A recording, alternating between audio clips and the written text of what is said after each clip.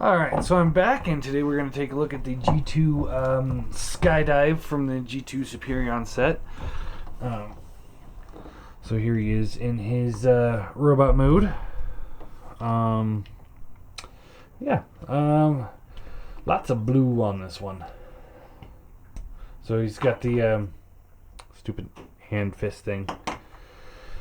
He's got the double barrel gun. Same as we saw in Air Raid. You can plug it into his hands. Looks good. Plug it into his... Nope, can't plug it into his forearms. Thought you could. You can on him. You can plug him right here. That's probably so that they could retool this later into a Seeker mold. Which they did. So yeah, you can plug it in here. Holds... not very well at all, to be completely honest. Feels a little loose. Plug it in back here. Store it. Yeah. Alright, let's take a look at this guy. He's got some good silver paint going on here and here. Nice blue eyes. Head's on a ball joint, so you get a little up and down. Left and right. All works good. Shoulder is on a ball joint. As you can see, this doesn't lock in as well as the original. So when you move the arms, you're moving the wings. So, yay for loose joints and things not working right. So he's got the ball joint here. For bicep swivel. Elbow has this very soft ratchet. This is, you can tell it's ratcheted, but it's very loose too. Like if those ratchets weren't there, this thing would be flopping all over the place. Same with this side. Forearms feel good. Shoulders, again, you know, when you try and move the shoulders, you're more in tune with moving the whole assembly there. Not good. Do not approve of that. Waist swivel. Hips are on ball joints. Thigh swivel. Bends at the knee. And nothing at the foot. So not terrible. Little QC issues or mold degradations, whatever you want to call it. These molds have been used so many thousands of times. I don't think they could hold up very much longer. So let's get them into jet mode. So rotate the head around.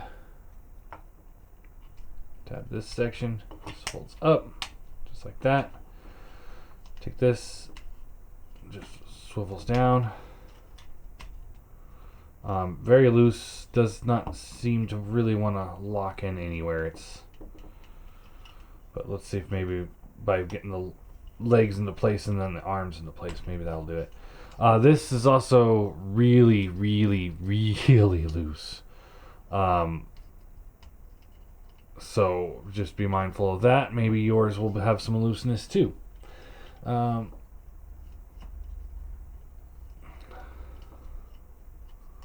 your problem?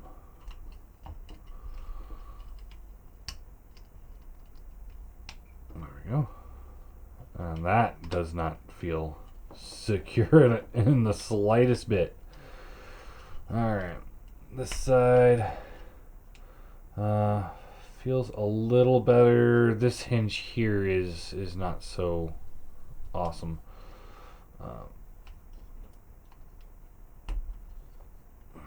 Remember, guys, we've got a handful of uses of these molds before they're done with them, so including the BotCon ones.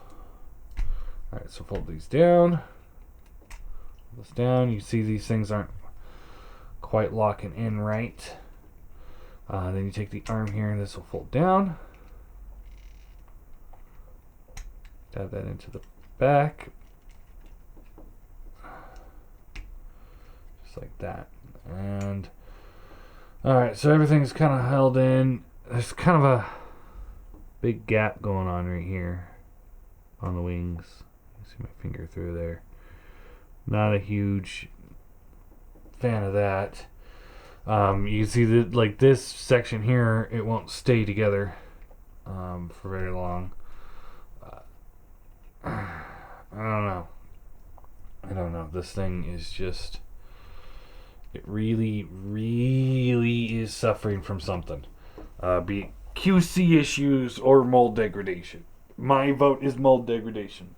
Because, you can't engineer mold degradation out of it. Otherwise, my biggest argument on that is if the U.S. government cannot engineer mold degradation out of coins, how could Takar or Hasbro's Vietnamese company do it?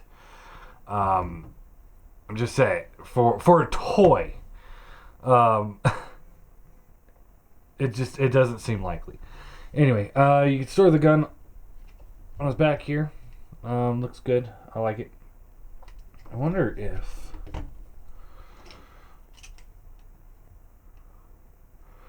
this is actually supposed to be his gun, and this one's supposed to be his gun. Matches all right, I guess. We'll go with that. Alright, so anyway, he's got some good paint detailing. He's got the window painted. Rubber nose cone. He's got the G2 logo and the 1. Got like a blue checkered going on there that's kind of faded, which looks really cool. And yeah, so we'll get him back into bot mode here. Missiles are not painted on this guy.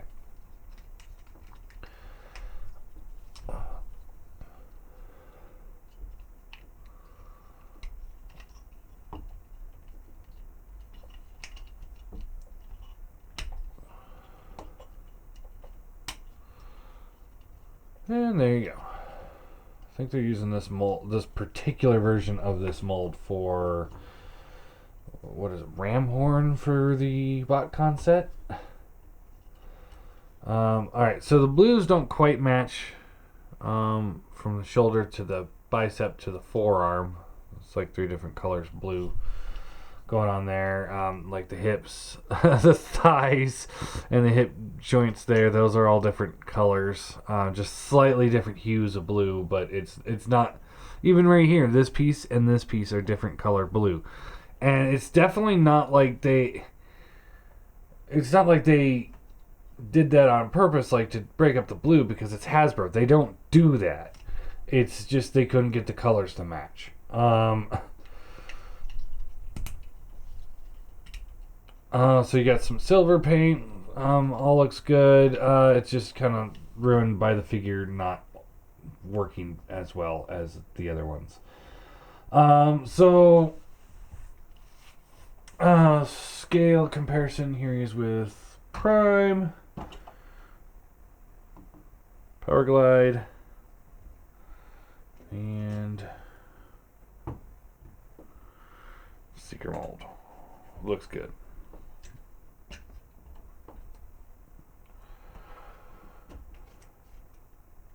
And then here he is with some of the other aerial bots.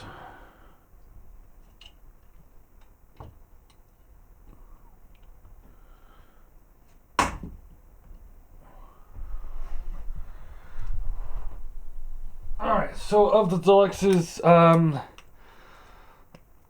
I'd say he's the weakest one. The tolerances, the joints, the swivels, stuff like that, just are not working as well as the other guys.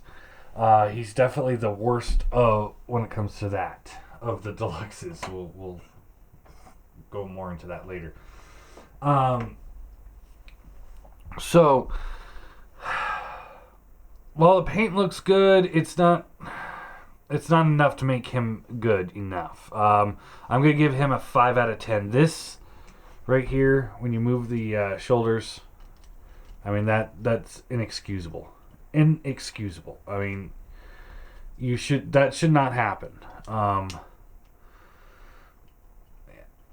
So yeah, that's what I'm gonna say.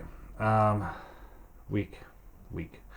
This is definitely the best one. I'd say if they were to sell these guys individually, I would recommend picking this one up by himself. He's pretty solid. I do really like this figure.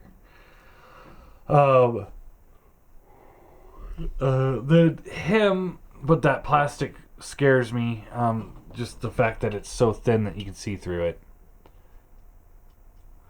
That scares me. You know, he's kind of a... You know, if you had an option between him and regular Power Glide, I'd go with the regular Power Glide any day of the week.